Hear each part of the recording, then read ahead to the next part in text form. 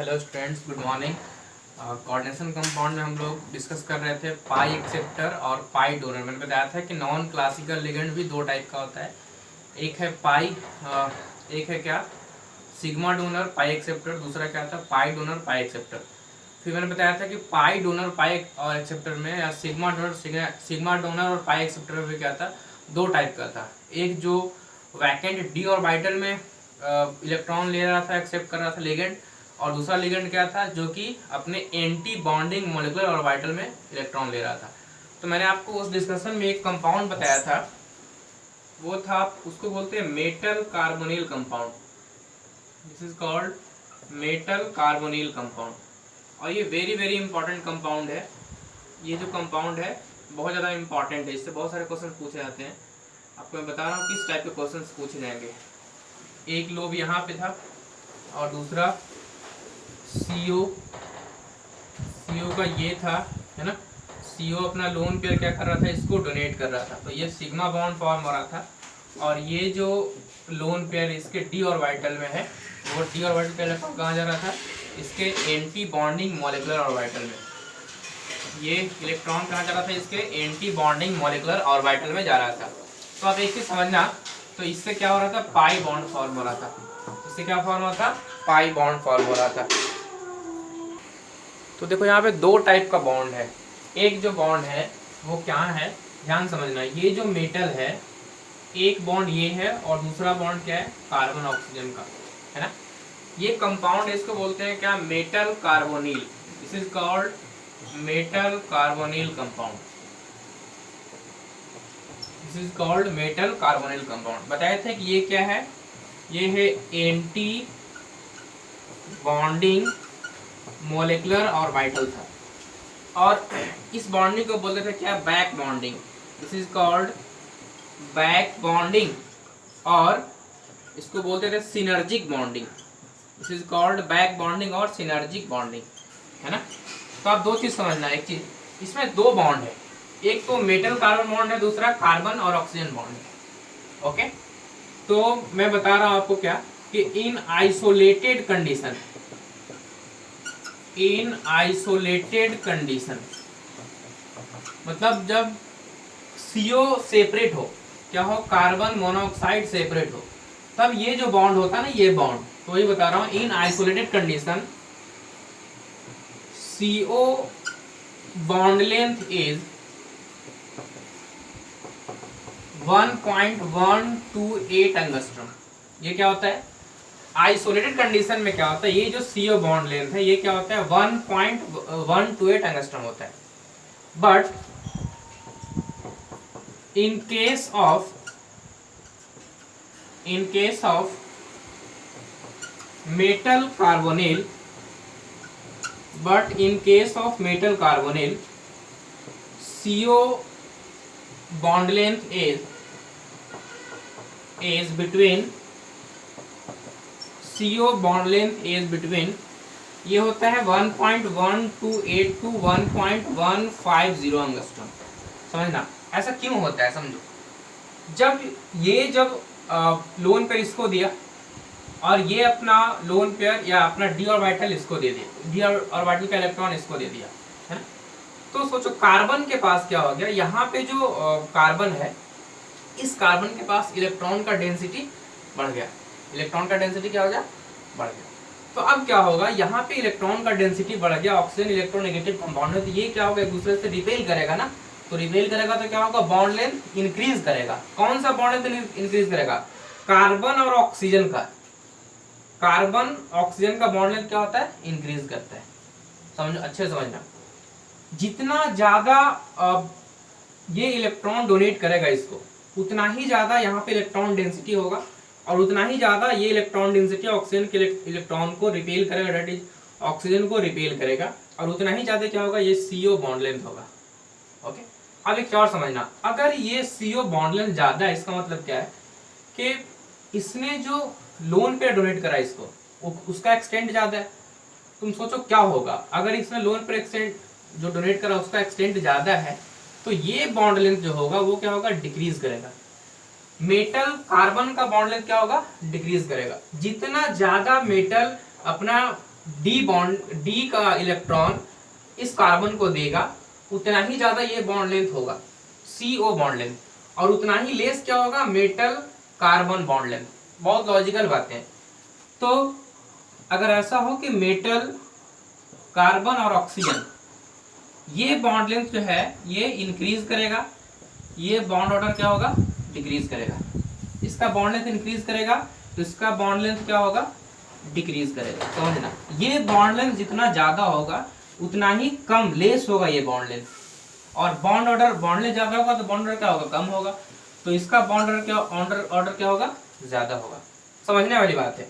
ये जितना एक्सटेंट तक इसको डोनेट करेगा उतना ही क्या होगा इनमें रिपल्सन होगा, तो CO बॉन्ड लेंथ क्या होगा इंक्रीज करेगा, और MC bond length that is metal carbon bond length क्या होगा डिक्रीज करेगा। ओके, समझ में आ रही बात है। तो ये क्या होता है 1.12 से 1.150 एंगस्ट्रम तक। एक पॉइंट और बता रहा हूं आपको, वो क्या कि ये जो CO बॉन्ड लेंथ है वो किस पे डिपेंड करता है, donating tendency of metal and accepting tendency of ligand. किस पे डिपेंड करता है, donating tendency of metal.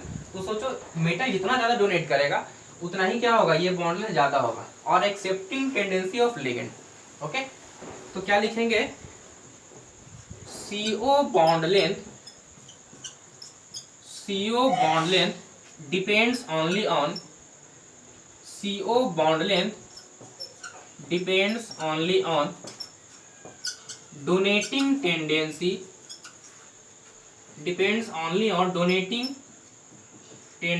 of metal and accepting tendency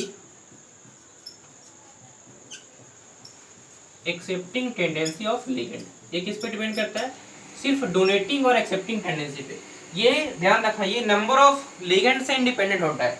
क्या होता है, इट इज इंडिपेंडेंट, ये क्या होता है, it is independent of number of ligand. ये क्या होता है, नंबर ऑफ लिगेंड से इंडिपेंडेंट होता है। समझना, इस कंपाउंड को बोलते हैं मेटल कार्बोनिल। इसमें दो टाइप का बॉन्ड है, मेटल कार्बन ऑक्सीजन है। एक बॉन्ड ये है, दूसरा बॉन्ड ये है। मेटल जितना ज्यादा डोनेट करेगा उतना ही ज्यादा CO बॉन्ड लेंथ होगा, और उतना ही लेस क्या होगा मेटल कार्बन बॉन्ड लेंथ होगा। जो मैंने लिखा है आइसोलेटेड कंडीशन में कितना होता है 1.128 एंगस्ट्रम, और जब बैक बॉन्डिंग बनाएगा तो क्या होगा बॉन्ड लेंथ इंक्रीज कर जाएगा, तो ये 1.128 से 1.5 तक लाई करता है। Is it clear to you. फिर मैंने बताया कि ये बॉन्ड लेंथ ज्यादा होगा तो ये बॉन्ड लेंथ कम होगा, और आपने पढ़ रखा होगा केमिकल बॉन्डिंग में बॉन्ड और इसका जस्ट रिवर्स होता है। मैंने क्या बताया फिर कि ये जो बॉन्ड लेंथ है, ये बॉन्ड लेंथ सिर्फ किस पे डिपेंड करता है, donating tendency of metal and accepting tendency of ligand. बाकी नंबर ऑफ लिगेंड से इंडिपेंडेंट होता है। इसको आप नोट करो, फिर कुछ क्वेश्चंस करते हैं, आप इसको नोट करो। तो कुछ क्वेश्चंस करते हैं। क्वेश्चन क्या है, क्वेश्चन है what is the CO bond length. IIT में पूछा हुआ क्वेश्चन है, what is the CO bond length in what is the CO bond length in CO bond length of CO ligand in given complex, in given complex Fe, और ये सब छोटे मोटे exam में बहुत पूछते रहता है, FeCO5। ओके, ऑप्शन ले लो आप, जल्दी से अप्लाई करो। Option A 1.12 angstrom, option B 4 में जल्दी से अप्लाई कर दो 1.15 angstrom, option C 1.150 angstrom, and option D 1.172 angstrom. जल्दी से बताइए। The highest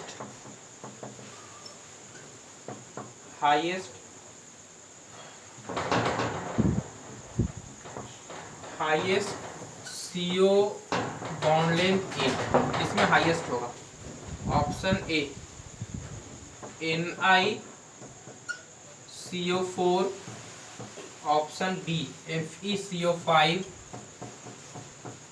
option C VCO6 minus and option D CrCO6। किसमें बॉन्ड लेंथ ज्यादा होगा? ओके, नेक्स्ट आप इसको बताओ। फर्स्ट नंबर को रिप्लाई करो, VCO6 माइनस VCO6, और लास्ट है VCO6 प्लस। इतने सारे कुछ क्वेश्चंस हैं, इसको पहले करते हैं फिर आगे बताएंगे। देखो फर्स्ट नंबर क्या है, what is the CO bond length of CO ligand in the given complex FeCO5। मैंने बताया था आइसोलेटेड कंडीशन में कितना होता है 1.128 एंगस्ट्रॉम, और मेटल कार्बन के केस में क्या होता है उससे ज्यादा होता है। तो 1.128 से ज्यादा कौन है? 1.150, 1.128 से लेकर 1.150 तक, तो ये होना चाहिए। ठीक है, ये तो ज्यादा हो गया, ये तो हो ही नहीं सकता है, ये लेस हो गया, ये हो नहीं सकता है, ये बाउंड्री पे है ना, तो ये क्या हो गया 1.15। 1 पॉइंट देखने दो, ऑप्शन तो सही दिया हूं आपको, 1.115, 1.115 है ये, 1.115। तो ये भी क्या हो गया, लेस हो गया ना, तो फिर ये करेक्ट ऑप्शन 1.150। ओके, चलो इस पे आते हैं। हाईएस्ट CO बॉन्ड लेंथ किस में हाईएस्ट होगा? तो मैंने आपको बताया था कि ये किस पे डिपेंड करता है, donating tendency of metal and accepting tendency of ligand. तो अगर आप देखो ध्यान से, तो यहाँ पे जो मैंने बताया था आपको कि लिगेंड का आपको चार्ज भी याद रखना है। CO क्या होता है? न्यूट्रल लिगेंड होता है। CO क्या होता है? न्यूट्रल लिगेंड होता है। तो अगर आप यहाँ पे निकेल का देखोगे ऑक्सीडेशन नंबर, तो ये 0 है, कोई चार्ज नहीं निकल पे। यहाँ पे Fe भी क्या है? न्यूट्रल है, कोई चार्ज नहीं है। यहाँ पे देखोगे तो ये जो चार्ज है ना, अभी आज बताएंगे ऑक्सीडेशन नंबर निकालने के लिए, तो ये -1 इस पे चार्ज है, और यहाँ पे क्रोमियम भी क्या है? न्यूट्रल है। तो अब बताओ किस पे कौन सा ऐसा मेटल है, इन चारों में से कौन सा ऐसा मेटल है जो कि लोन पेयर डोनेट करने का टेंडेंसी ज्यादा रखता है? ऑब्वियस बात है, आप बोलोगे जिस पे चार्ज डेंसिटी ज्यादा है, और चार्ज डेंसिटी किस पे ज्यादा है? V- पे, इस पे नेगेटिव चार्ज है, तो ये क्या करेगा? लोन पेयर डोनेट इजिली करेगा, टेंडेंसी इसका ज्यादा होगा। इसलिए जब ये लोन पेयर ज्यादा डोनेट करेगा, इसका मतलब क्या है कि CO बॉन्ड लेंथ क्या होगा? सबसे ज्यादा होगा। तो ऑप्शन सी इज करेक्ट। इसको देखो, इसको आप बनाओ जल्दी जल्दी। जैसे देखो ये आपका 3 कंपाउंड दे रखा है, VCO6 माइनस VCO6 और ये VCO6 प्लस। आपको मैं पूछ रहा हूँ, इसको चलो बोल दो A, इसको बोल दो B, और इसको बोल दो C। आप है ना अरेंज करो इंक्रीजिंग ऑर्डर में, अरेंज करो किसको? इंक्रीजिंग ऑर्डर में। फर्स्ट है आपको कर लो CO बॉन्ड लेना, इंक्रीजिंग ऑर्डर में अरेंज करो। सेकंड नंबर आप बॉन्ड लेंथ कर सकते हो तो मेटल कार्बन बॉन्ड लेंथ कर लो। ओके, ये और बाकी तो आप कर ही सकते हो। थर्ड नंबर कर लो क्या? बॉन्ड ऑर्डर किसका? CO का। और फोर्थ नंबर कर लो क्या? बॉन्ड ऑर्डर किसका? मेटल कार्बन का। ओके, इतना करो। तो आपको क्या करना है, देखो आपको चेक करना है ना डोनेटिंग टेंडेंसी किसका ज्यादा है। तो देखिए यहाँ पे जो चार्ज है, अभी आज सिखाएंगे कुछ देर बाद, ये चार्ज है, ये इसका मतलब क्या है? ये प्लस चार्ज यहाँ पे है, क्योंकि CO क्या होता है? न्यूट्रल। तो ये जो C में हो गया, C में V प्लस है, B में न्यूट्रल है। देखो A में क्या है? V माइनस, B में है V, और C में है V प्लस। अब बताइए इन सारे मेटल्स में किसके पास इलेक्ट्रॉन डेंसिटी ज्यादा है? कौन सा ऐसा इन तीनों में से कौन ऐसा है जो इलेक्ट्रॉन इजिली डोनेट करेगा, टेंडेंसी ज्यादा होगा? ऑब्वियस सी बात है, आप बोलोगे सर ये माइनस चार्ज है, इसका मतलब ये इलेक्ट्रॉन टेंडेंसी, इसको इलेक्ट्रॉन डोनेट करने का टेंडेंसी ज्यादा है। तो इलेक्ट्रॉन डोनेट करने का टेंडेंसी ज्यादा है, इसका मतलब ये जो CO बॉन्ड लेंथ होगा वो ज्यादा होगा।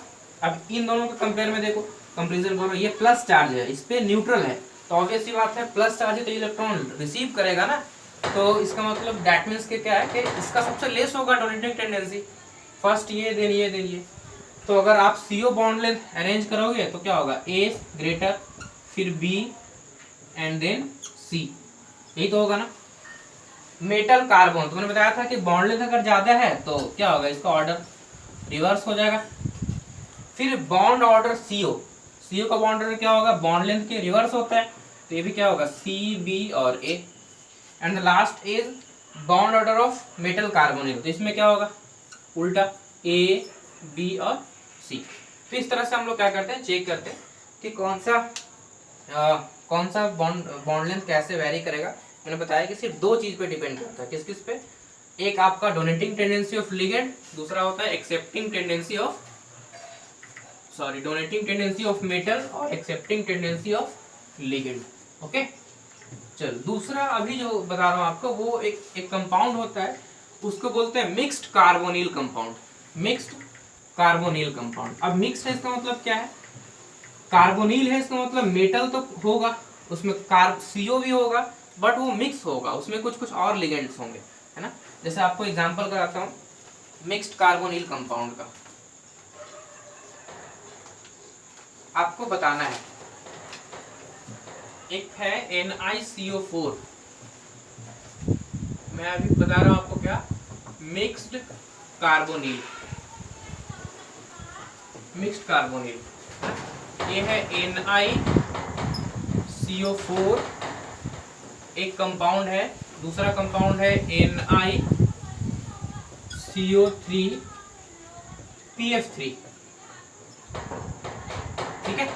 आपको इन दोनों में बताना है, ये मान लो A है और ये B है। मिक्स्ड कार्बोनिल क्यों है, क्योंकि इस पे क्या है, देखिए इसमें ध्यान से देखिए, तो ये जो कंपाउंड है ये क्या है, मिक्स्ड कार्बोनिल है, इसके पास कार्बन CO भी है और एक दूसरा लिगेंड भी है, इसलिए क्या हो गया ये मिक्स्ड कार्बोनिल। तो आपको बताना है कि इनमें से बॉन्ड लेंथ किसका ज्यादा होगा, A का या B का, इनमें बॉन्ड लेंथ किसका ज्यादा होगा, A का या B का, इसको आप बताओ जल्दी से, तब तक मैं दूसरा क्वेश्चन लिख देता हूँ। बॉन्ड ऑर्डर, बॉन्ड लेंथ किसका ज्यादा होगा, A का या B का। और अगर आपने CO बॉन्ड लेंथ निकाल लिया, कैलकुलेट कर लिया, then metal carbonate bond length भी आप कर सकते हो, मेटल कार्बन बॉन्ड लेंथ, और बॉन्ड ऑर्डर भी कर सकते हैं दोनों, है ना। तो आप इसको बताओ, तब तक मैं एक और आपको बताता हूँ। PF3 को हटाकर PME कर लो, दूसरा है NiCO4, ओके, और नेक्स्ट है NiCO3PME3, एक ये, इसको ही मान लो A और ये B।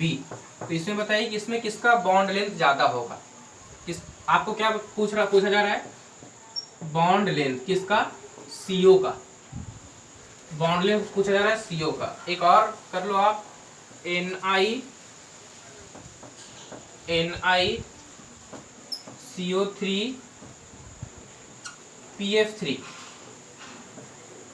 और NiCO3PME3, ये क्या है, मिक्स्ड कार्बोनिल है, ये दोनों क्या है, मिक्स्ड कार्बोनिल। क्यों मिक्स्ड है, क्योंकि इसके पास क्या है, कार्बोनिल भी और दूसरा लिगेंड भी, इसलिए इसको बोलेंगे मिक्स्ड कार्बोनिल कंपाउंड। तो आपको बताना है, इसको भी आप A बोल दो और इसको भी B बोल दो, तीनों में आप बताइए कि CO बॉन्ड लेंथ का ऑर्डर अरेंज कीजिए। तो देखिए, अगर आप यहाँ पे देखो ध्यान से, तो PF3 जो होता है ना, P F F और F ऐसा है। फ्लोरीन क्या है, इलेक्ट्रोनेगेटिव है, फ्लोरीन क्या है, इलेक्ट्रोनेगेटिव है, तो ये क्या करेगा, इलेक्ट्रॉन को अपनी तरफ खींचेगा, दैट मीन्स के माइनस आई इफेक्ट है इसके पास क्या है, माइनस आई इफेक्ट है। तो जब ये इलेक्ट्रॉन को खींचेगा अपनी तरफ, तो फास्फोरस के पास क्या प्लस डेल्टा चार्ज आएगा। क्या फास्फोरस के पास क्या होगा कि इलेक्ट्रॉन खींचने का टेंडेंसी ज्यादा होगा, इलेक्ट्रॉन की रिक्वायरमेंट ज्यादा है उसके पास, तो इस कार्बोनिल कंपाउंड में क्या होगा कि जितना लोन पेयर ये डोनेट करेगा, है ना, मैक्सिमम उसका एक्सटेंड कहाँ पे जाएगा, PF3 के पास। समझना अच्छे से, यहाँ पे PF3 को अगर देखो ध्यान से, तो PF3 के पास क्या है, इलेक्ट्रॉन की रिक्वायरमेंट है, इलेक्ट्रॉन डेंसिटी कम है due two plus I effect of minus I effect of fluorine. तो इसका मतलब क्या है कि यहाँ पे प्लस डेल्टा आएगा फॉस्फोरस के, दैट मींस के फॉस्फोरस के इलेक्ट्रॉन की रिक्वायरमेंट ज्यादा है। तो मेटल जितना लोन पेयर देगा, जितना इलेक्ट्रॉन देगा, उसमें से मैक्सिमम इलेक्ट्रॉन का जो मैक्सिमम इलेक्ट्रॉन कहाँ जाएगा, इस PF3 के पास आएगा एज कंपेयर टू CO। तो अब बताओ यहाँ पे जो निकेल है, मेटल है, ये CO को क्या कर रहा है, लोन पेयर कम दे रहा है ना। इसके कंपैरिजन में यहाँ पे जितना भी लोन पेयर होगा सारे के सारे कहाँ आएंगे, CO के पास। बट यहाँ पे जो लोन पेयर होगा वो उसका मैक्सिमम एक्सटेंड कहाँ पे आएगा, PF3 के पास। किसके पास आएगा, PF3 के पास। तो इस केस में CO के पास लोन पेयर कम जा रहा है ना, उसका एक्सटेंड क्या है, कम जा रहा है, डेंसिटी कम है। तो बताओ CO बॉन्ड लेंथ क्या होगा। मैंने बताया था कि एक्सटेंट अगर ज्यादा है डोनेट करने का, एक्सेप्ट करने का, इसमें आप एक्सेप्टिंग टेंडेंसी देखो मेटल तो दोनों सेम ही है ना, डोनेटिंग टेंडेंसी सेम है, एक्सेप्टिंग टेंडेंसी की बात कर रहे हैं। तो इस CO के पास एक्सेप्टिंग टेंडेंसी कम है, क्योंकि सारे के सारे lone pair, maximum lone pair कहाँ जा रहे हैं, PF3 के पास जा रहे हैं। तो दोनों केस में मेटल सेम है, डोनेटिंग एबिलिटी दोनों का सेम है, बट यहाँ पे इस CO का एक्सेप्टिंग एबिलिटी लेस है बिकॉज ऑफ PF3, इसलिए एक्सेप्टिंग एबिलिटी लेस है। तो मैंने बताया था डोनेटिंग टेंडेंसी मेटल का ज्यादा होगा, CO बॉन्ड लेंथ ज्यादा होगा, एक्सेप्टिंग टेंडेंसी ज्यादा होगा, देन CO बॉन्ड लेंथ ज्यादा होगा।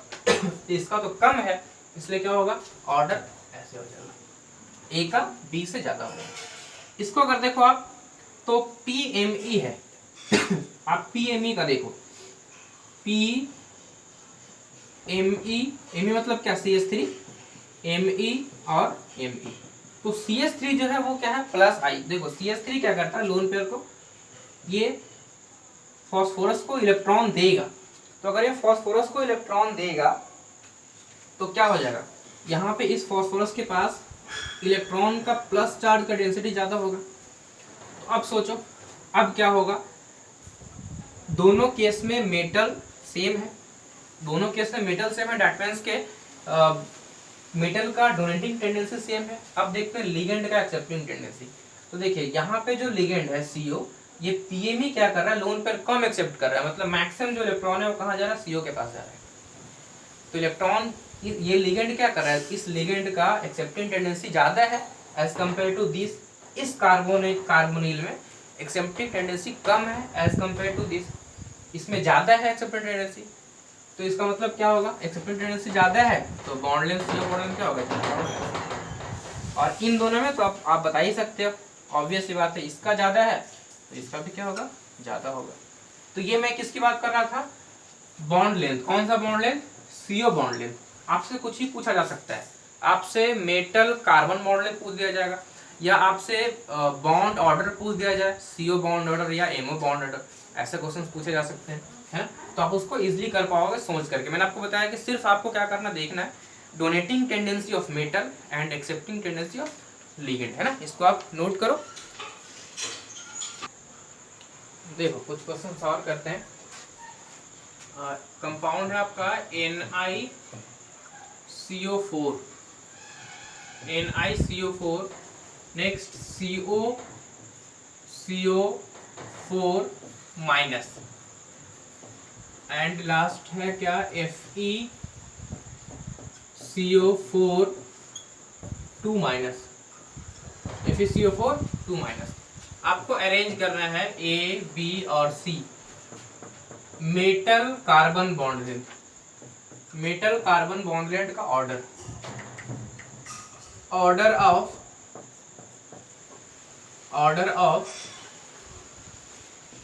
Of metal carbon bond length. क्या करना है, मेटल कार्बन बॉन्ड लेंथ का ऑर्डर अरेंज करना है। ओके, अब मैं इसको आप बताओ जल्दी से, फिर मैं आपको कुछ और बता रहा हूँ।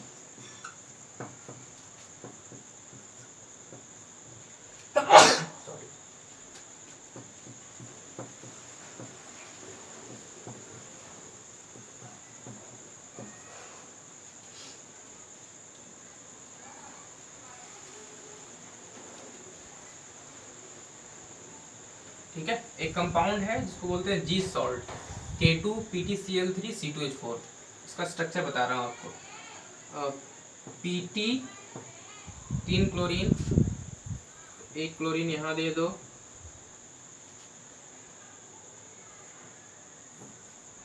दूसरा क्लोरीन यहाँ पे दे दो, एक क्लोरीन यहाँ दे दो, और C2H4 डेट मीन्स के carbon carbon hydrogen hydrogen hydrogen hydrogen, और ये इलेक्ट्रॉन डेंसिटी यहाँ पे होगा, दूसरा इलेक्ट्रॉन डेंसिटी यहाँ पे होगा, ये इसको नहीं, ये इसको डोनेट करेगा पाई डोनर, और फिर क्या करेगा, ये इसको लोन पेयर डोनेट करेगा, pi donor pi acceptor. Okay, pi donor pi acceptor. Normally C double bond C, H और H, H और H, ठीक है। C2H4 है ना, K2 इधर डाल दो, K2 ये है। तो जो C2H4 है उसका बॉन्ड लेंथ मान लो L है, L1 कर लो नॉर्मल, मतलब जब सेपरेट कंडीशन में आइसोलेटेड, देन ये जो CC बॉन्ड लेंथ है वो L1 है। तो इस केस में यानी जी सॉल्ट केस में ये जो CC बॉन्ड लेंथ होगा ना, CC बॉन्ड लेंथ क्या होगा, ग्रेटर देन L और लेस देन L। बताना आपको ये ग्रेटर देन L होगा या लेस देन L होगा। तो पहले इसको डिस्कस कर ले। NiCO4 है तो आप ध्यान से देखो, तो मैंने आपको बताया था कि यहाँ पे कुछ चार्ज नहीं, इसका मतलब निकल क्या है, जीरो में, निकल पे चार्ज कितना, जीरो। यहाँ पे कोबाल्ट पे चार्ज कितना, -1, और यहाँ पे फेरिक पे चार्ज -2। ओके, जो चार्ज यहाँ होता है वो यहाँ आ जाता है। अभी मैं बोल रहा हूँ क्योंकि ये सब न्यूट्रल लिगेंड है इसलिए बोल रहा हूँ, बट क्या एग्जैक्टली होता क्या है अभी हम सीखेंगे।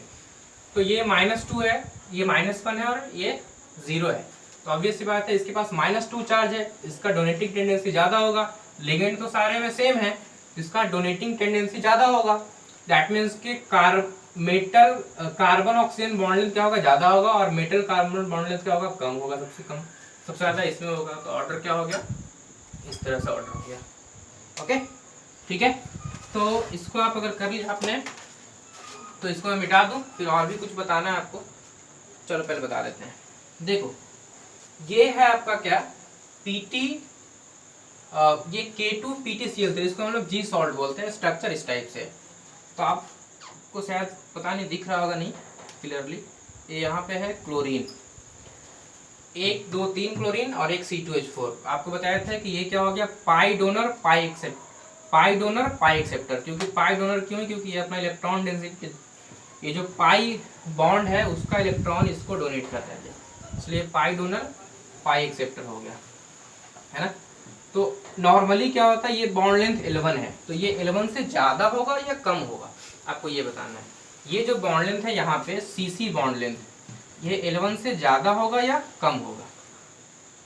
तो देखो ये क्या कर रहा है, लोन पे डोनेट कर रहा है ना, तो बताया थे लोन पे डोनेट कर रहा है, तो ये जो CC बॉन्ड लेंथ होगा वो क्या होगा, ज़्यादा हो जाएगा, है ना। डैट मीन्स कि अगर इसको मैं L2 बोल दूँ, ये जो CC बॉन्ड लेंथ क्या होगा, ज़्यादा होगा, 11 से ज़्यादा होगा। ओके, ठीक है, 11 से क्या होगा, ज़्यादा होगा।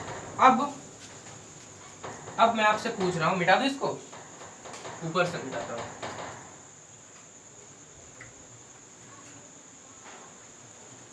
अब आप कोई यहाँ पे प्लस आई इफेक्ट या कोई माइनस आई इफेक्ट का कोई कंपाउंड बना दो, कोई सा भी कंपाउंड, प्लस आई या माइनस आई का कोई सा कंपाउंड बना दीजिए, कोई सा भी। जैसे देखो ये Pt है, Pt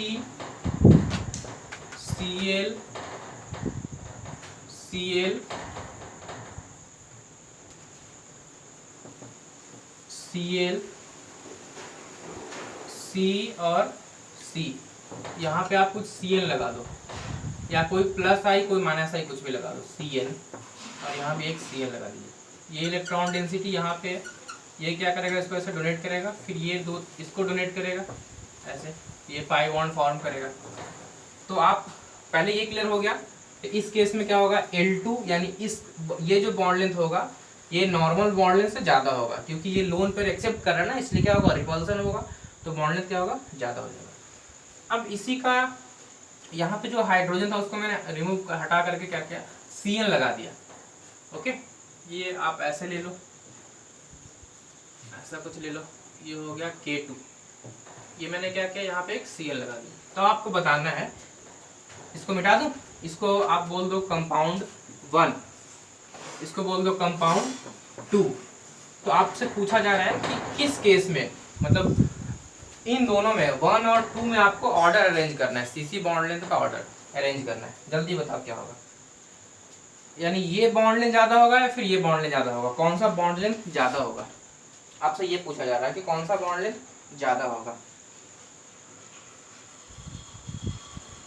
ठीक है, इसके बाद ये डिस्कशन कंप्लीट हो जाएगा आज का, मतलब मेटल कार्बोनिल कंप्लीट हो जाएगा। तो देखो क्या होगा बताओ, ये Cn है ना, Cn क्या करता है, इलेक्ट्रॉन विड्रॉ करता है, माइनस आई इफेक्ट है। तो यहाँ पे Cn क्या करेगा, इलेक्ट्रॉन विड्रॉ करेगा। इधर इसको सेपरेट करो, Cn Cn Cn और Cn। मेटल तो दोनों में सेम है, तो मेटल का डोनेटिंग एबिलिटी आपको चेक ही नहीं करना है, क्या करना है, लिगेंड का चेक करना है, एक्सेप्टिंग एबिलिटी। तो Cn क्या होता है, माइनस आई, ये क्या करेगा, इलेक्ट्रॉन विड्रॉ करेगा, अपने तरफ खींचेगा। तो इस कार्बन पे क्या आएगा, इलेक्ट्रॉन यहाँ खींचेगा, इस पे क्या आएगा, प्लस चार्ज, यहाँ पे क्या आएगा, प्लस चार्ज। तो इलेक्ट्रॉन की रिक्वायरमेंट है इसके पास, प्लस चार्ज है, दैट मीन्स कि इलेक्ट्रॉन ये जो है, ये जो Cn वाला जो कंपाउंड है, ये क्या करेगा, इलेक्ट्रॉन पुल करेगा, खींचेगा अपने तरफ। इसका इलेक्ट्रॉन एक्सेप्ट करना, यानी इन कार्बन का इलेक्ट्रॉन एक्सेप्ट करने का टेंडेंसी ज्यादा है as compared to these carbon. तो इसका मतलब क्या है, एक्सेप्टिंग टेंडेंसी ज्यादा है, तो सीसी बॉन्ड लेंथ क्या होगा, ज्यादा हो जाएगा। ओके, दैट मीन्स के 2 में क्या होगा, ग्रेटर होगा 1 से, क्या, सीसी बॉन्ड लेंथ है ना, due to minus I effect, due to minus I effect of Cn के माइनस आई इफेक्ट की वजह से क्या होगा, सीसी बॉन्ड लेंथ ज्यादा होगा। इसको आप नोट करो। देखो अब हम सीख रहे हैं oxidation number, coordination number and effective nuclear charge, है ना। क्या सीख रहे हैं अभी हम, ऑक्सीडेशन नंबर या स्टेट है ना, ON, coordination number that is Cn and effective nuclear charge that is, इसको बोलते हैं EAN, इफेक्टिव न्यूक्लियर चार्ज। अब मैंने आपको जो बोला था कि आपको लिगेंड का डेंसिटी और लिगेंड पे कौन सा चार्ज, कितना चार्ज होता है वो याद रखना है, तो उसके बिना आप इसको नहीं सीख पाओगे, इसलिए आपको याद रखना है। जैसे देखो, सबसे पहले हम सीख रहे हैं ऑक्सीडेशन नंबर, है ना, कुछ मुश्किल नहीं है, सब ऐसी है।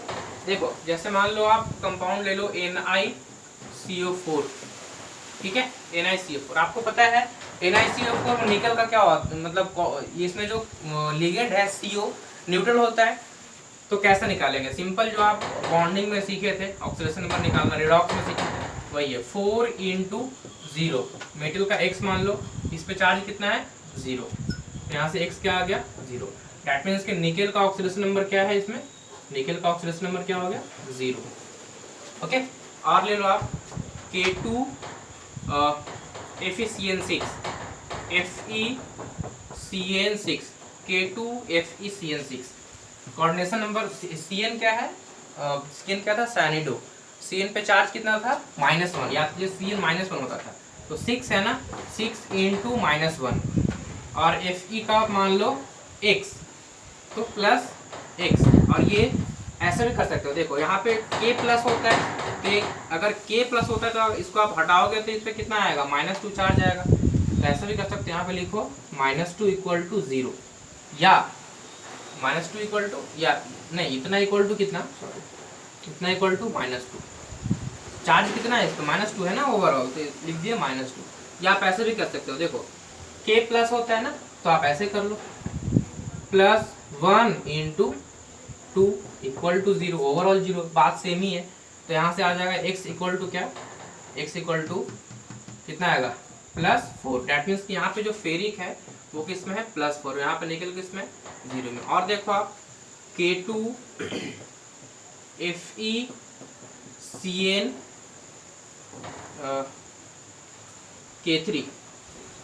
K3 FeCN6 ना, इसमें देखो Cn कितना 6 इंटू -1 चार्ज होता है Cn पे चार्ज, Fe का मान लो कितना +x, और ये -3 इसका मतलब यहाँ पे क्या होगा -3 चार्ज आएगा इक्वल टू -3, तो यहाँ से x इक्वल टू क्या आएगा +3। डैट मीन्स कि यहाँ पे जो फेरिक है वो किस में है +3 में।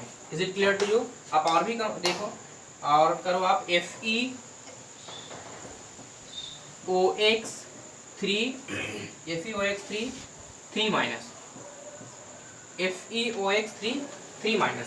OX क्या है ऑक्सिलेटो।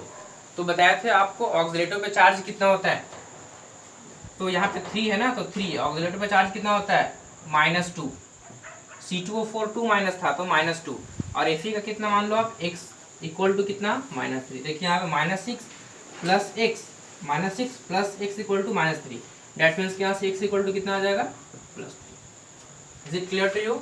आप और देखो कुछ और भी कुछ कराते हैं आपको। ये सब हो गया Ni, देखो Ni EN3 2+, इसमें निकल का आपको ऑक्सीडेशन नंबर कैलकुलेट करना है। तो बताइए EN क्या होता है, इथिलीन डाइअमीन। बताया था इथिलीन डाइअमीन क्या होता है, न्यूट्रल लिगेंड होता है। तो यहाँ पे लिखो 3 × 0 और निकल का x, ओवरऑल चार्ज कितना है +2 या 2+ है ना, तो 2+, तो यहाँ पे क्या आ गया x इक्वल टू देखो +2 आएगा। डैट मीन्स कि यहाँ पे जो निकल है वो किस में है +2 में। Is it clear to you? समझ में आ रही है? और आप एक और करो, लास्ट बता रहा हूँ आपको PT। तो आपको इसमें किसी का भी क्या डाउट हो आप क्या करना, कैलकुलेट करना खुद से है ना। PT बहुत ज़्यादा एग्जांपल नहीं करा रहा हूँ आपको, PTNH3 और ये क्या होगा PTCl4, ये एक कंपाउंड है।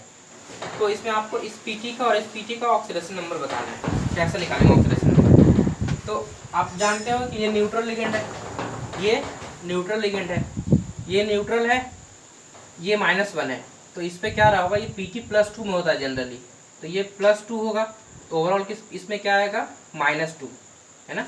यहाँ भी क्या होगा +2 में, +2 आप करके देखो, अगर ये +2 में है देन +2 और -4, इस पे चार्ज क्या आएगा -2, और ये तो न्यूट्रल होता है जिस पे चार्ज क्या आएगा +2, इसलिए क्या दोनों PT क्या होता है +2 में होता है। आपको फिर आगे कुछ मेटल्स बताएंगे, वहाँ पे आपको कुछ चीज़ें बताऊंगा कि अगर कोऑर्डिनेशन नंबर 4 है तो ऑक्सीडेशन नंबर क्या होगा, इस तरह से है ना। बट ऐसे में हम समझ सकते हैं, कोई नॉर्मल चीज़ें हैं।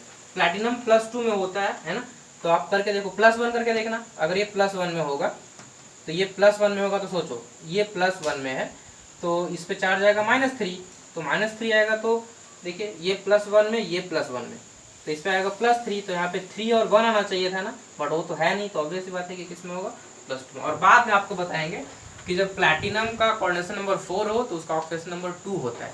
ओके ठीक है, तो इस तरह से और भी बहुत सारे कॉम्प्लिकेटेड होता है, आपको कुछ भी मिल जाए, कैसा भी कंपाउंड मिल जाए, मान लो कि उसमें लिगेंड जो है एक से ज़्यादा हो जाए, एग्जाम्पल आएगा तो मैं कराते चलूँगा, ठीक है, अभी उसमें बहुत ज़्यादा फोकस नहीं करेंगे।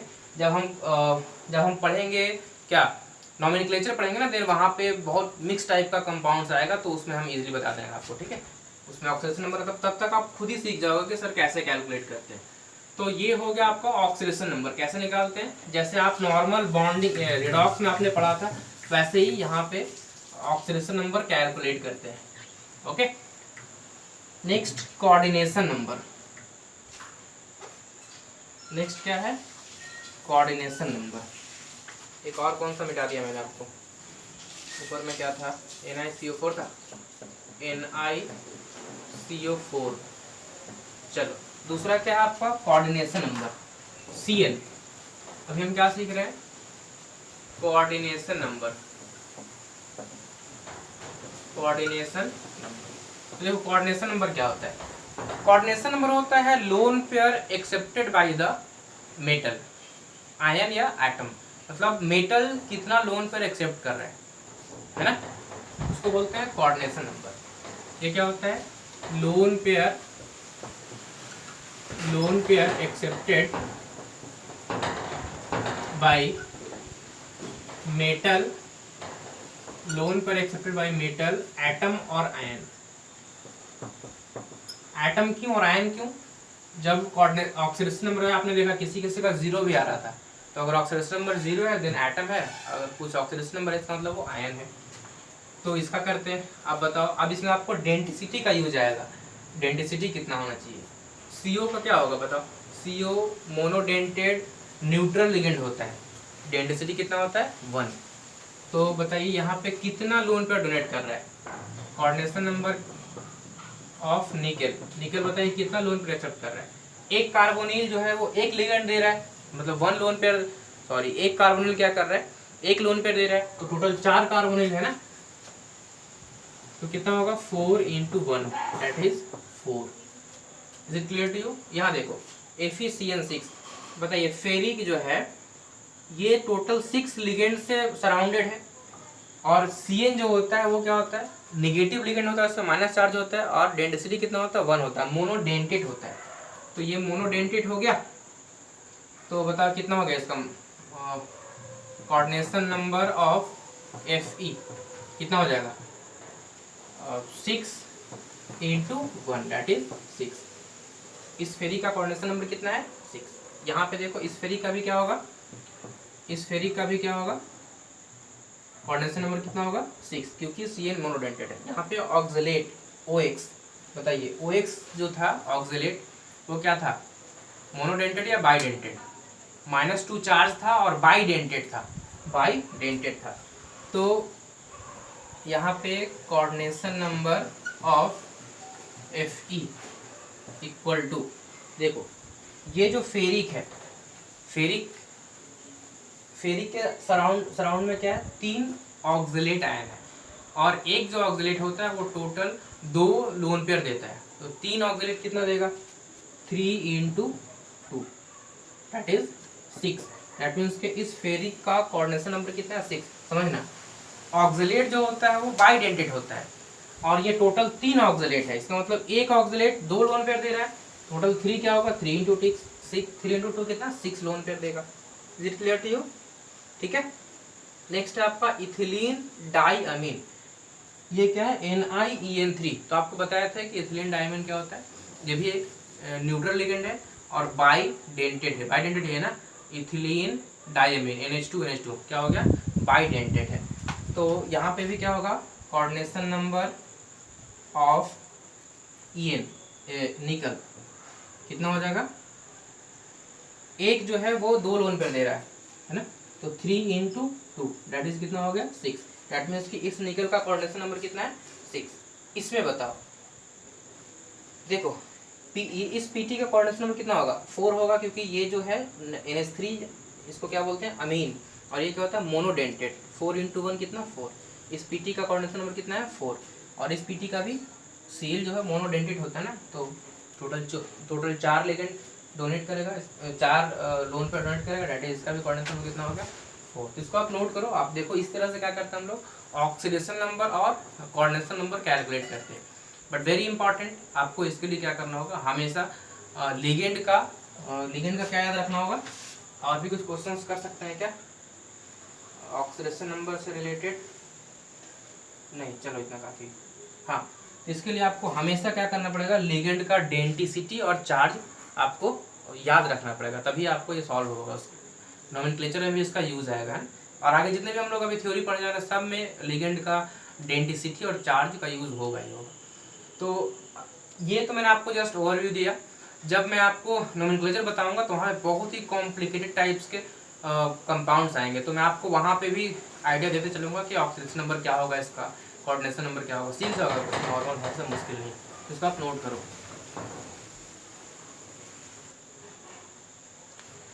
दूसरा देखो, लास्ट है वो effective nuclear charge, EAN।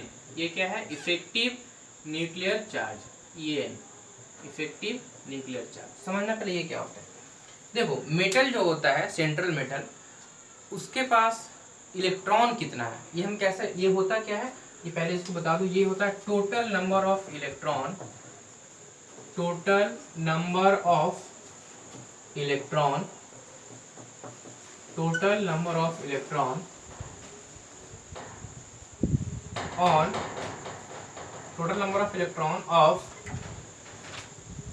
Central metal, total number of electron of central metal atom, central metal atom या आयन, आयन मतलब क्या होगा, जनरली केटायन ही होता है ना, सेंट्रल मेटल एटम या आयन। समझना ये क्या होता है। इफेक्टिव न्यूक्लियर चार्ज हम लोग कैसे कैलकुलेट करते हैं, देखो इसमें बहुत सारा मतलब एक फॉर्मूला आपको बताऊंगा, फॉर्मूला से कैसे कैलकुलेट करते हैं, बट आप अगर आप इसका डेफिनेशन समझ गए तो फॉर्मूला का कोई सिग्निफिकेंस नहीं रहेगा। ओके, और वो फॉर्मूला आपको रटना नहीं पड़ेगा, बिल्कुल नहीं। मैं आपको फॉर्मूला बता दूंगा, उससे आप इजीली कर सकते हो, कोई मुश्किल नहीं है। जैसे EN क्या होता है, जेड माइनस, आपको बता ही देता हूँ, देखो EAN equal to Z minus oxidation number plus 2 into coordination number. EN क्या होता है, Z minus oxidation number plus 2 into coordination number. फालतू का फॉर्मूला है, याद नहीं करना, समझना। ये जो EN होता है वो क्या होता है, टोटल इलेक्ट्रॉन कितना है सेंट्रल मेटल के पास, उसी को बोलते हैं effective nuclear charge. Central metal के पास टोटल कितना इलेक्ट्रॉन, 10 है, EN 10 हो गया। टोटल जितना इलेक्ट्रॉन होगा उसी को क्या बोलेंगे, इफेक्टिव न्यूक्लियर चार्ज। अब समझना, मेटल नॉर्मली जैसे अगर कोई मेटल है तो उसका एटॉमिक नंबर होता है, तो एटॉमिक नंबर मान लो Z है किसी मेटल का, जैसे सोडियम का एटॉमिक नंबर 11, तो उसका मतलब सोडियम में 11 इलेक्ट्रॉन होगा अगर वो न्यूट्रल होगा। तो अगर वो ऑक्सीडाइज करेगा यानी प्लस फॉर्म करेगा, देन एक इलेक्ट्रॉन लूज करेगा, है ना, ठीक है। तो यहाँ पे भी जो मेटल्स होते हैं उसका कुछ एटॉमिक नंबर होता है, उसके पास टोटल Z इलेक्ट्रॉन है। आप देखो, आपको मैंने बताया था कि मेटल का ऑक्सीडेशन नंबर भी होता है, मतलब वो प्लस आयन के केटायन के फॉर्म में होता है। तो अगर वो केटायन के फॉर्म में, इसका मतलब क्या है, कुछ इलेक्ट्रॉन लूज किया। अगर मेटल +2 में, इसका मतलब 2 इलेक्ट्रॉन लूज किया है। -2 में मतलब +1 में, इसका मतलब 1 इलेक्ट्रॉन लूज किया है। 0 में है, इसका मतलब कोई इलेक्ट्रॉन लूज नहीं किया है। दैट मीन्स कि जो उसका ऑक्सीडेशन नंबर होता है उतना ही इलेक्ट्रॉन लूज करता है। तो ओवर पहले कितना था, Z था जब न्यूट्रल था, तो ऑक्सीडाइज किया मतलब इलेक्ट्रॉन लूज किया, तो Z माइनस ऑक्सीडेशन नंबर। दूसरा क्या हो रहा है, जो लिगेंड है वो उसको मेटल को लोन पेयर डोनेट कर रहा है, लोन पेयर दे रहा है। तो लिगेंड लोन पेयर दे रहा है, मतलब अगर लिगेंड 5 टोटल 5 लिगेंड है तो 5 लोन पेयर दे रहा है, तो 5 इंटू 2 यानी 10 इलेक्ट्रॉन मेटल के पास जा रहा है। तो वो प्लस में ऐड करेंगे ना, तो वही लिखा होगा 2 into coordination number. Coordination number अगर 6 है, इसका मतलब 6 लोन पेयर मेटल ने 6 लोन पेयर एक्सेप्ट करा है। तो टोटल इलेक्ट्रॉन कितना एक्सेप्ट किया, 2 इंटू 6। तो ये सब फालतू की बात है, जैसे आप कर लो, आपको मैंने बताया NiCO4, इसका आप इफेक्टिव न्यूक्लियर चार्ज कैलकुलेट करो। NiCO4 का निकल कितना होता है, फेरी कोबाल्ट निकल 28 होता है। तो इसका जो EN होगा, है ना, फॉर्मुलेशन ही करते हैं, कितना था 28। निकल पे आपको बताया था अभी कि इस पे चार्ज कितना, मतलब इसका ऑक्सीडेशन नंबर कितना है, 0, मतलब ये कोई इलेक्ट्रॉन लूज गेन नहीं किया। दूसरा तो ये क्या हो गया, 28 माइनस 0। CO जो है वो मोनोडेंटेट लिगेंड है, मतलब निकल का कोऑर्डिनेशन नंबर कितना है, 4 है, और एक लोन पेयर, इसका मतलब क्या, 2 इलेक्ट्रॉन, टोटल 8 इलेक्ट्रॉन CO जो है निकल को दे रहा है। तो कितना हो गया 36। दैट मीन्स कि इस निकल का इफेक्टिव न्यूक्लियर चार्ज कितना होगा 36, बस इतना ही है।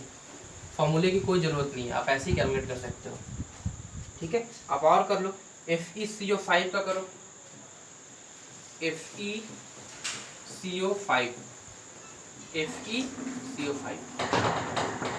फेरिक 26 होता है, तो EAN कितना होगा, EAN फेरिक कितना 26। अब देखो यहाँ पे फेरिक भी किसमें, 0 में, ऑक्सीडेशन नंबर का आप कैलकुलेट करोगे तो क्या आएगा, 0 आएगा। तो -0 प्लस 5 इंटू 2, क्योंकि कोऑर्डिनेशन नंबर कितना हो जाएगा 5, तो 5 इंटू 2 ये कितना हो गया 36।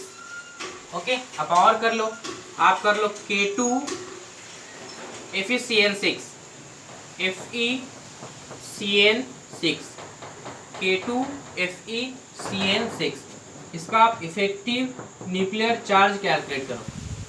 फेरी कितना 26, ऑक्सीडेशन नंबर कितना होगा ध्यान से देखो, तो ऑक्सीडेशन नंबर क्या आएगा इस पे +2 या +3, K2 FeCN6, तो ये -2 या आएगा किसमें +2 में आएगा, +2 में आएगा ना, +2 K2 FeCN6, तो ये -6 +4 में आएगा, x -6 = -2 +4 में आएगा। Okay, K2 FeCN6, K4 FeCN6 होता है, कंपाउंड गलत लिख रहे हैं, K4 FeCN6। ओके, तो ये क्या हो गया +2, अगर इससे पहले भी K2 हो गया तो वो K4 कराना मिस्टेक से, ये K4 होता है, K4 FeCN6, तो ये कितने में +2 में, तो यहाँ पे हो गया 26 -2 +2, इसका मतलब क्या, 2 इलेक्ट्रॉन लूज किया है, तो यहाँ कर दिए -2। और देखो कोऑर्डिनेशन नंबर कितना है 6, तो डैट मीन्स के 6 लोन पेयर मेटल ने एक्सेप्ट किया है, एक लोन पेयर में 2 इलेक्ट्रॉन, तो 6 लोन पेयर में कितना 6 इंटू 2, तो ये भी कितना आएगा 36, 26 24, ये कितना आ जाएगा 36। ओके, अब और कर लो, आप कर लो NiEN3, NiEN3 2+, इसका आप इफेक्टिव न्यूक्लियर चार्ज कैलकुलेट करो, क्या आएगा जल्दी बताओ, पब्लिक चैट में बताओ, NiEN3 2+ का इफेक्टिव न्यूक्लियर चार्ज क्या आएगा, पब्लिक चैट में बताइए। तो देखो यहाँ पर भी आपको क्या पता होना चाहिए, आपको लिगेंड का डेंसिटी पता होना चाहिए, तभी तो आप कोऑर्डिनेशन नंबर कैलकुलेट करोगे। तो देखिए इसमें क्या होगा EN इफेक्टिव न्यूक्लियर चार्ज, अगर आप इसका इफेक्टिव न्यूक्लियर चार्ज कैलकुलेट करोगे, देन निकल कितना होता है 28, और EN है ना, EN क्या होता है इथिलीन डायमीन न्यूट्रल लिगेंड है, इसका मतलब ये 0 में है, 28 - 0, और EN क्या होता है बाइडेंटेड होता है, EN क्या होता है बाइडेंटेड, मतलब एक EN टोटल 2 इलेक्ट्रॉन देगा, तो 3 EN कितना देगा 6, तो एक EN 2 लोन पेयर देगा, तो 3 EN कितना देगा 6 लोन पेयर देगा, समझ आ रही बात है। डैट मीन्स के इस निकल का कोऑर्डिनेशन नंबर 6 है, तो क्या होगा +6 × 2, तो ये कितना हो गया 12, और ये 30 कितना हो गया 40, ठीक है क्या 40, ठीक है।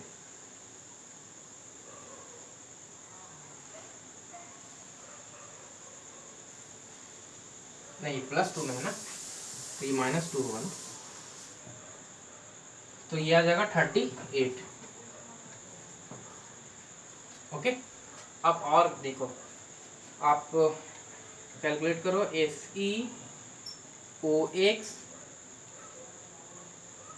होल थ्राइस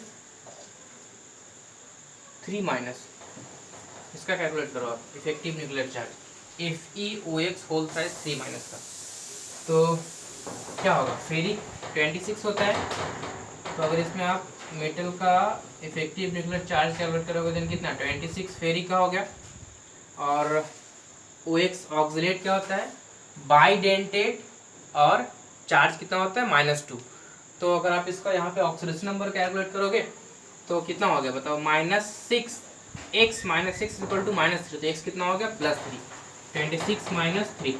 ओके, और OX क्या है बाइडेंटेड, मतलब एक OX 2 लोन पेयर देगा, तो 3OX कितना देगा 6 लोन पेयर, डेट मींस के फेरी का कोऑर्डिनेशन नंबर कितना हो गया 6, तो क्या लिखेंगे 6 × 2, तो ये कितना आ जाएगा बताओ 23, और +12 35 आ रहा है क्या, हाँ 35 आ रहा है, ठीक है। एक और आप कैलकुलेट करो COEDTA COEDTA माइनस, इसका आप कैलकुलेट करो जल्दी से, बताओ क्या आएगा। COEDTA माइनस, इसको जल्दी से बताइए क्या आएगा। Effective nuclear charge COEDTA minus का क्या आएगा। आज इतना ही रखता हूँ, सिडविक रूल बताएंगे अगली क्लास में, मेटल कार्बोनेट, ठीक है। एक और कर लो आप, मिटा दो ऊपर से, एक और कर लो आप किसका, PTNH3 2+ का, PTNH3 2+ का। अभी ये अभी ऐसा नहीं कि इतना ही एग्जाम्पल्स बहुत सारे हैं, बट इसमें प्रॉब्लम क्या होता है ना कि कंपाउंड्स होते हैं बहुत कॉम्प्लिकेटेड टाइप के होते हैं, तो उसको एग्जाम्पल याद रखना बहुत डिफिकल्ट हो जाता है। इसलिए मैं जब नोमेनक्लेचर कराऊंगा देन वहाँ पे कंपाउंड्स लिखूंगा, और उसको पूरा हम क्या करेंगे, उस पर पोस्टमार्टम जो भी होगा कर लेंगे। ऑक्सीडेशन नंबर क्या होगा, इफेक्टिव न्यूक्लियर चार्ज क्या होगा, कोऑर्डिनेशन नंबर क्या होगा, और IUPAC नेमिंग क्या होगा, इसका इतना करेंगे एक साथ। ओके, अभी मैं आपको करा रहा हूँ ताकि आप ट्रैक पे आ जाओ, जब वहाँ पे बताऊंगा जल्दी जल्दी तो आप उसको कैच कर लो। तो बताइए पहले इसको करो, इसका बताओ क्या होगा, PTNH3 2+, PTNH3 2+ का क्या होगा। तो देखो यहाँ पे आप ध्यान से देखो तो प्लैटिनम तो ये न्यूट्रल लिगेंड होता है ना, PTNH3 होल थ्राइस है, PTNH3 होल थ्राइस है, होल थ्राइस नहीं, PTNH3 4 है 2+, ठीक है। तो पहले इसका करते हैं। आप अगर यहाँ पे ऑक्सीडेशन नंबर देखोगे तो NH3 क्या होता है, न्यूट्रल लिगेंड है, दैट मीन्स कि PT क्या रहा होगा, +2 में रहा होगा, तभी ये +2 चार्ज है यहाँ पे। प्लैटिनम का होता है कितना, 78, प्लैटिनम कितना होता है, इसका एटॉमिक नंबर क्या होता है, 78। तो अगर आप इसका EAN कैलकुलेट करो, EAN कितना आएगा, 78 +2 में है, देन -2, और NH3 क्या होता है, मोनोडेंटेड, तो क्या होगा 4 × 2, कोऑर्डिनेशन नंबर कितना है, 4 है, तो ये कितना आ जाएगा बताओ, 4 × 2 8, ये 84 आएगा, कितना आएगा 84, ओके, यह आएगा 84। और COEDTA कोबाल्ट, बताइए इसका अगर आप EAN कैलकुलेट करो, EAN है, तो अगर आप इसका EAN कैलकुलेट करोगे, कोबाल्ट कितना, फेरिक कोबाल्ट निकेल, कोबाल्ट हो गया आपका फेरिक कोबाल्ट 27 है ना, और EDTA क्या होता है, 4- होता है। EDTA याद करो, EDTA का स्ट्रक्चर क्या था, EDTA का जो स्ट्रक्चर था, इसको मिटा दूं ऊपर से, इथिलीन डाइअमीन टेट्राएसीटेटो है ना, तो EDTA क्या होता है, 4-।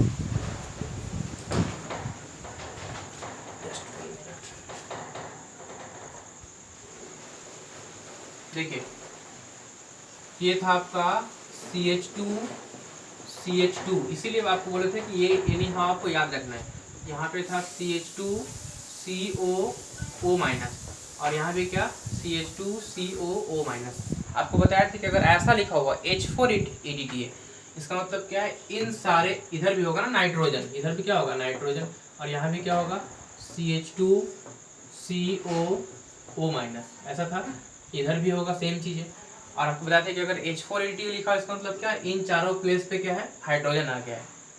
बट नॉर्मली EDTA लिखा है, इसका मतलब क्या बताया था आपको कि इसका अगर नॉर्मल EDTA लिखा है, इसका मतलब क्या, वो हेक्साडेंटेट है, टोटल 6 इलेक्ट्रॉन डोनेट करेगा, कहाँ मतलब 6 लोन पे डोनेट करेगा, कहाँ से, एक यहाँ से, एक यहाँ से, एक यहाँ से और एक यहाँ से, 4 हो गया, 5 और 6, टोटल 6 लोन पे डोनेट करेगा। इसका मतलब कोऑर्डिनेशन क्या होगा, कोऑर्डिनेशन नंबर क्या होगा मेटल का, CO का क्या होगा 6, और ऑक्सीडेशन नंबर देखते हैं तो चार्ज कितना है इसमें, -4 है ना, तो क्या हो गया इसका X प्लस, सॉरी इसको ना, X -4 = -1, तो X कितना आएगा +3, दैट मीन्स कि ये जो कोबाल्ट है एक इसमें है +3 में, तो इसका मतलब 3 इलेक्ट्रॉन लूज किया है, तो 27 - 3, और आपको बताया कि EDTA हेक्साडेंटेट, दैट मीन्स कि 6 × 2, तो बताओ कितना हो जाएगा, 23, ये आ जाएगा 36, कितना आ गया 36। तो इस तरह से आपको मैंने बताया कि ऑक्सीडेशन नंबर कैसे कैलकुलेट करते हैं। कोऑर्डिनेशन नंबर कैसे कैलकुलेट करते हैं और इफेक्टिव न्यूक्लियर चार्ज कैसे कैलकुलेट करते हैं। एक चीज़ इसी को मैं आपको अगली क्लास में कंटिन्यू करूँगा, बट आपको अभी यहाँ पे बता दूँ ताकि आपके माइंड में वो चीज़ें सेट हो। यहाँ पे देखो, जिसका भी आप इफेक्टिव न्यूक्लियर चार्ज कैलकुलेट कर रहे हो तो वो अपने नियरेस्ट नोवेल गैस को अक्वायर कर रहा है। क्रिप्टन और जेनन क्या होता है, हीलियम, नियॉन, आर्गन, क्रिप्टन, यही होता है ना, helium, neon, argon, krypton, xenon, radon. Helium, neon, argon, krypton, xenon. Helium atomic number 2, neon का 10, आर्गन का 18, इसका 36 और इसका 84 होता है। ये क्या जेड बता रहा हूँ। तो आप देखिए, किसी का भी देखिए, वो क्या कर रहा है, अपने nearest noble gas configuration acquire कर रहे हैं। देखो निकल कितना, एटॉमिक नंबर 28, इसका जो इफेक्टिव न्यूक्लियर चार्ज कितना आ रहा है, 36 आ रहा है, 36 आ रहा है, जो कि इसका नियरेस्ट नोबेल गैस है उसको अक्वायर कर रहा है 28 से 36। फेरिक एटॉमिक नंबर कितना, 26, कहाँ पे आ गया, 36 पे।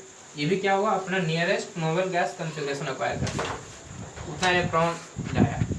ये भी देखो 36, यहाँ पे निकल भी देखो फिर कहाँ चला गया, अच्छा यहाँ पे 36 नहीं है, 28 माइनस 2 38 है, ठीक है। तो ये नियरेस्ट नहीं है, तो आपको बताएंगे कि नियरेस्ट नहीं है, देन क्या होगा सिडविक रूल में, ठीक है। ये नियरेस्ट नहीं है बट ये कंपाउंड स्टेबल नहीं है, आपको अगली क्लास में बताएंगे सिडविक रूल। और भी देखो, यहाँ भी देखो, इसमें जो फेरिक है 35 आ रहा है, ये भी स्टेबल नहीं है। ये जो है कोबाल्ट, यहाँ भी देखिए ये कहाँ पर चला गया, 36 पे चला गया। इसमें जो प्लैटिनम है वो 78 था इसका एटॉमिक नंबर, ये कहाँ चला गया, 84 पे, अपने नियरेस्ट नोबेल गैस के पास चला गया। ओके, तो आपको सिडविक रूल बताएंगे कि जब nearest noble gas configuration acquire कर लेता है देन क्या होता है, अगर एक्वायर नहीं किया तब क्या होगा, वो हम लोग सिडविक रूल में नेक्स्ट क्लास में डिस्कस करेंगे। ओके, ठीक है। अभी बस आपको माइंड में ये देना था कि इफेक्टिव न्यूक्लियर चार्ज को हम रिलेट कर रहे हैं किससे, मतलब नियरेस्ट नोबेल गैस कॉन्फ़िगरेशन से, और इसी को हम फिर अगली क्लास में कंटिन्यू करेंगे कि इसका क्या इंपॉर्टेंस है, क्या सिग्निफिकेंस है। ओके, इसको नोट कर लो। आज के लिए इतना काफ़ी है। Thank you so much.